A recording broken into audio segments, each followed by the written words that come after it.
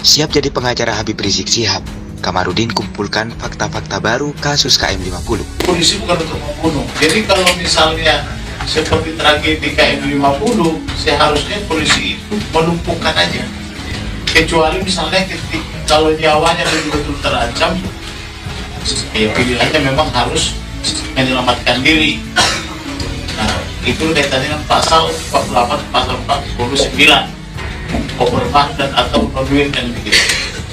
Tetapi kalau orang yang misalnya sudah menyerah tapi masih dibunuh juga, itu kejahatan. Dan selain kejahatan juga pelanggaran HAM. Jadi kira-kira bagaimana pembuktian?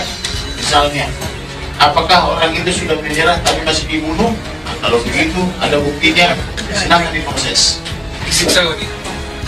Masalahnya CCTV-nya juga rusak ya, Mbak. Indonesia, buktinya susah. Indonesia setelah meratifikasi undang-undang anti penyiksa, tidak boleh lagi menyiksa orang. Jadi kalau ada aparatur menyiksa, maka silakan diproses. Tidak boleh.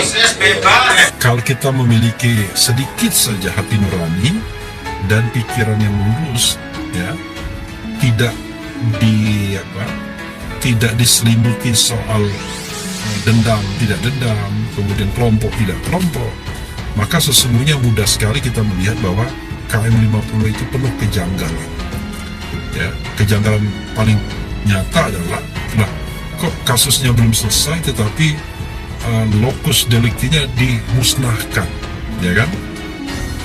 Jadi agak aneh sesungguhnya. Padahal lokus delikti penting sekali KM50 ya. Pertama, itu adalah TKP tempat kejadian perkara. Kedua, ya pasti kehilangan saksi-saksi yang tadinya penghuni di sana, yang barangkali bisa dimintai keterangan, sekarang kan penghuninya otomatis sudah tidak ada lagi di sana. Mencari penghuni tidak gampang, nggak mungkin kemudian dibuat pengumuman siapa yang mengetahui peristiwa KM50 tolong datang ke Polda Metro atau ke Mabes Polri.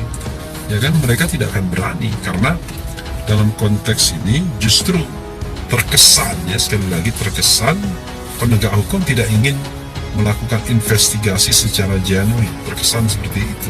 Kita melihatnya dalam proses persidangan ini karena ini perkara menjadi perhatian publik, ya. Peristiwanya itu menjadi perbuatannya dari mulai ada sampai terjadi peristiwa pembunuhan itu menjadi perhatian publik live terus setiap hari di media televisi. Jadi kalau sekarang itu tiba-tiba terus kemudian beberapa kajian-kajian dilakukan, tiba-tiba masuk dalam ruang sidang, itu akhirnya menjadi tiga pihak ya. Satu sisi jaksa, satu sisi penasihat hukumnya terdakwa, dan kemudian hakim gitu ya. Nah ini kadang-kadang kita melihatnya antara factual guilt, kesalahan secara faktual itu kayaknya belum tercover ke dalam legal guilt-nya. Sehingga apa yang peristiwa yang dialami pada saat itu ketika kita membaca hasil dan sebagainya melalui dokumen-dokumen yang beredar di publik, begitu masuk sekarang ini kelihatannya menjadi berbeda gitu, situasinya lebih berbeda gitu. Ya ketika itu berbeda inilah menjadi perhatian publik, sah-sah saja, tidak harus apa istilah bahasanya membaca detail dari pembelaan atau putusan pengadilan yang memang belum bisa diakses publik. Lantas kematian itu, kematian dari beberapa orang ini apa istilahnya motifnya? Bukankah dia tidak bermaksud berbuat jahat gitu, dan dikejar bukan karena melakukan kejahatan?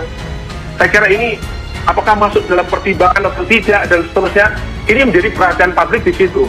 Jadi kalau yang kemudian itu boleh, itu tadi statement Bung Heri yang mengatakan bahwa lebih bagus mematikan, itu dalam bahasa perang ya. Dalam bahasa hukum tidak boleh. Law enforcement itu tidak boleh mematikan siapapun. Polri didesak untuk membuka kembali kasus tewasnya 6 anggota Laskar FPI yang dikenal dengan kasus KM50. Alasannya ada sejumlah indikasi adanya dugaan keterlibatan Satuan Tugas Khusus atau Satgasus Merah Putih dalam peristiwa tersebut. Sekretariat Majelis Syuro PA 212 Ustadz Selamat Ma'arif mengatakan, dengan adanya sejumlah indikasi Satgasus terlibat dalam peristiwa KM50, maka Kapolri Jenderal Listio Sigit Prabowo harus segera bekerja untuk menindaklanjuti indikasi tersebut secara serius dan mengungkapkan kepada publik.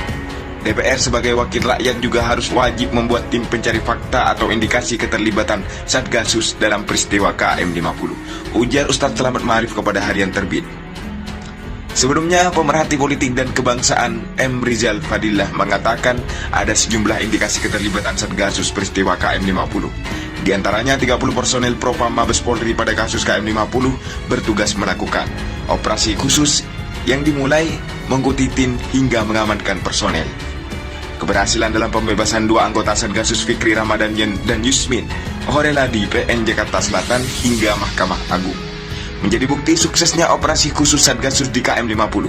Ferdi Sambo sebagai Kadif Propam yang merangkap kepala Satgasus adalah pemain di atas kamuflase khas mafia, kata Rizal Minggu 23 November. Indikasi lainnya, pimpinan operasi KM50 adalah AKBP Hendri Suzen, Kasubdit Resmob Polda Metro Jaya. Tim Sambo kasus Duren 3 ini ikut menjadi bagian perekayasa kasus. Ia diduga sebagai komandan dari semua agenda di KM50, termasuk selebrasi melingkar dengan yel kemenangan. Andi Suzen ditahan di Makobrimob. Kemudian AKBP Ari Cahya Nugraha alias Acai yang merekayasa CCTV di Duren 3 atas perintah Sambo melalui Hendra Kurniawan adalah ahli rekayasa CCTV. Perannya dalam mengotak-atik CCTV di KM50 terungkap dalam pemeriksaan kasus Duren 3. Dakwaan JPU menyebutkan siapa Acai dalam kesaksian AKBP Arif Rahman Hakim. Acai berperan besar di balik kasus Duren 3 maupun KM50. Adanya instansi lain dalam keterangan polisi kepada Komnas HAM saat ditanya atau diperiksa mengindikasikan 2 kemungkinan keterlibatan, yaitu institusi BIN yang telah terbongkar melakukan operasi D5 atau Satgasus, organ khusus yang tidak ada dalam struktur baku. Demikian juga dengan mobil Land Cruiser hitam yang diduga milik Ferdi Sambo, beredar foto anggota Satgasus Bribka Matius Marey di sebelah Land Cruiser hitam Papa Rizal.